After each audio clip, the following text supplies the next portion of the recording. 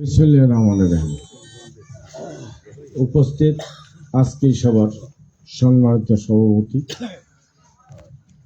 আজকের 1 এবং 2, 1 এবং 6 এবং 7 এইটার মোহনা হয়েছে এই মসজিদ শরীফ বাড়ির উঠান বৈঠকের সম্মানিত সভাপতি, উপস্থিত আছেন অতিথিবৃন্দ, উপস্থিত আছেন অত্র এলাকার মুরব্বীগণ, উপস্থিত আছেন মা ও বোনেরা, আপনাদের সকলের প্রতি আমার সালাম রইল। আসসালামু আলাইকুম। আসলে দীর্ঘদিন পরে আপনাদের সম্মুখে এসেছি,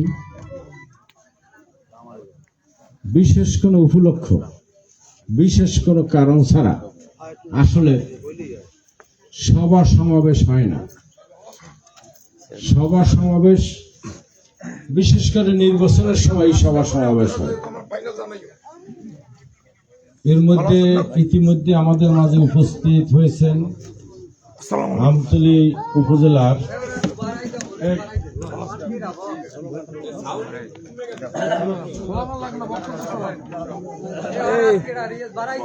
রিয়াজ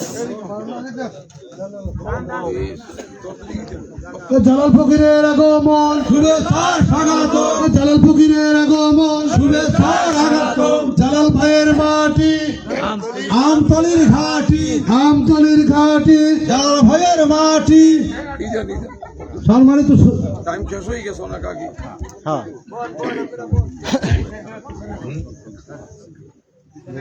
না না এটা দেওয়া যাবে আজকে না না এটা সারা যাবে না। এই জায়গায় উপস্থিত হয়েছেন অনেকক্ষণ ধরে, আপনারা অনেকের বক্তব্য শুনেছেন।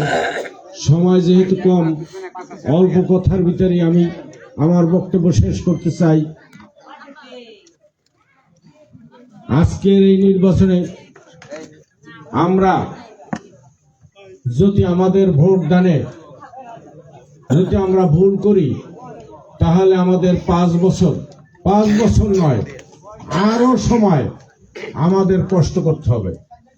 আজকের দেশের যে অবস্থা আপনারা জানেন, যে এই বাংলাদেশে সামনে 12ই ফেব্রুয়ারি নির্বাচনের পর দেশে সরকার গঠন করবে ধানের শীষ এবং বিএনপি।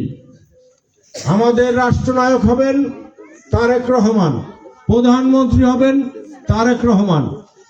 আজকে তারই প্রার্থী নজরুল ইসলাম মোল্লা ধানের শীষ নিয়ে আপনাদের মাঝে আজকে সে এসেছে। তারেক রহমানই তাকে প্রার্থী হিসেবে এই এলাকায় দিয়েছেন। অন্য আরেকজন প্রার্থী আছেন হাত পাখার প্রার্থী, উনিও নির্বাচনে ভোট চাচ্ছেন। এই মুহূর্তে আমাদের সিদ্ধান্ত নিতে হবে যে আমরা কাকে ভোট দিব, কাকে ভোট দিলে এই দেশের উন্নয়ন হবে, এই এলাকার উন্নয়ন হবে, এই চাওড়ার উন্নয়ন হবে, এই 7 নম্বর ওয়ার্ডের উন্নয়ন হবে। এই সিদ্ধান্ত আমাদের নিতে হবে। যদি আজকে দেশের রাষ্ট্রনায়ক তারেক রহমান হয়, আর যদি আমরা একটি সিটে হাত পাখার প্রার্থীকে জয়যুক্ত করি, তাহলে এই একজন সে কি সরকারি দল হবে না বিরোধী দল হবে?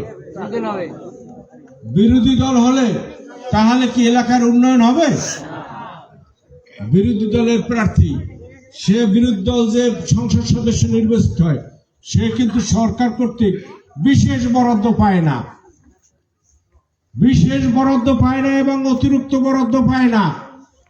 যদি এই রাস্তাটি, যেমন নজরুল ইসলাম মোল্লাকে যদি আপনারা নির্বাচিত করেন যে এই রাস্তাটি পাকা দরকার, উনি যদি না পারেন উনি মন্ত্রীর দ্বারে যাবেন, উনি যদি না পারেন উনি তারেক রহমানের কাছে যাবেন, আপনাদের রাস্তাটি পাকা হয়ে যাবে।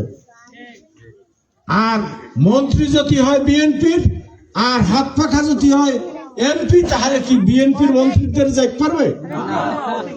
বরাদ্দ আনতে পারবে? তাহলে আপনারা আগামী 12ই ফেব্রুয়ারি নির্বাচনে আপনারা সকলে ভোট কেন্দ্রে যাবেন, আপনাদের মূল্যবান ভোট দিবেন, ধানের শীষে ভোট দিবেন। নজরুল ইসলাম মোল্লা একজন ভালো লোক।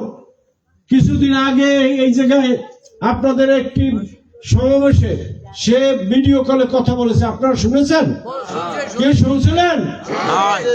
উনি কিন্তু বলেছে যে এলাকার উন্নয়ন আপনারা যদি ধানের শীষে ভোট দেন, আমাকে যদি নির্বাচিত করেন, আমি এই এলাকার উন্নয়ন করব, আমি এই এলাকার রাস্তাঘাট করব, এই এলাকার যত সমস্যা আছে সমস্ত সমস্যা সমাধান করব।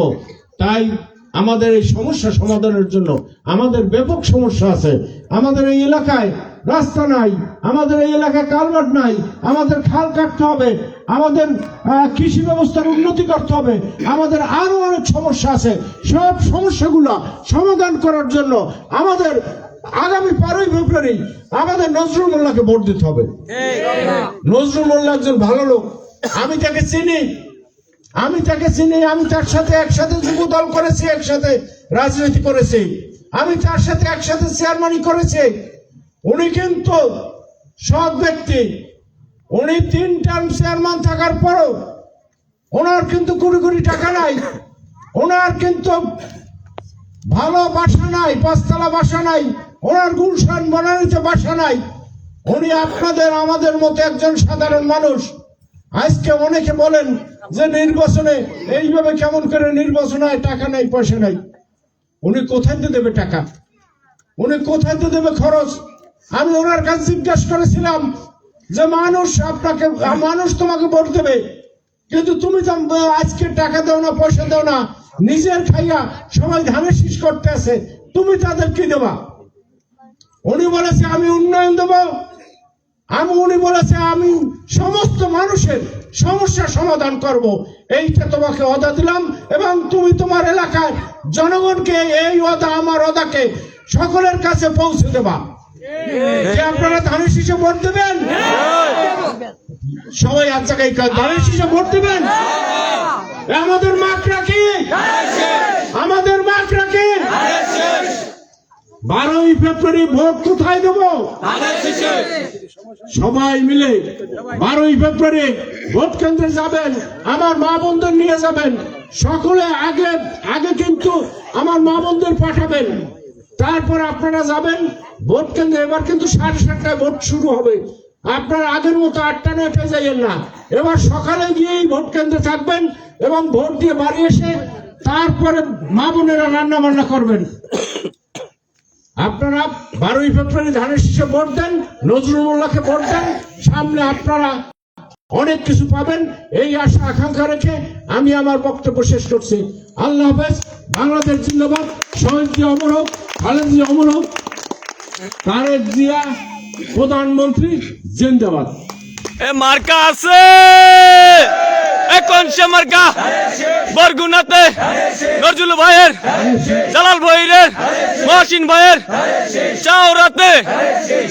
সম্মানিত সুধী, এতক্ষণ আমরা আমাদের সাবেক চেয়ারম্যান অ্যাডভোকেট মন্ডলের তার মূল্যবান বক্তব্য পেশ করার জন্য ধন্যবাদ।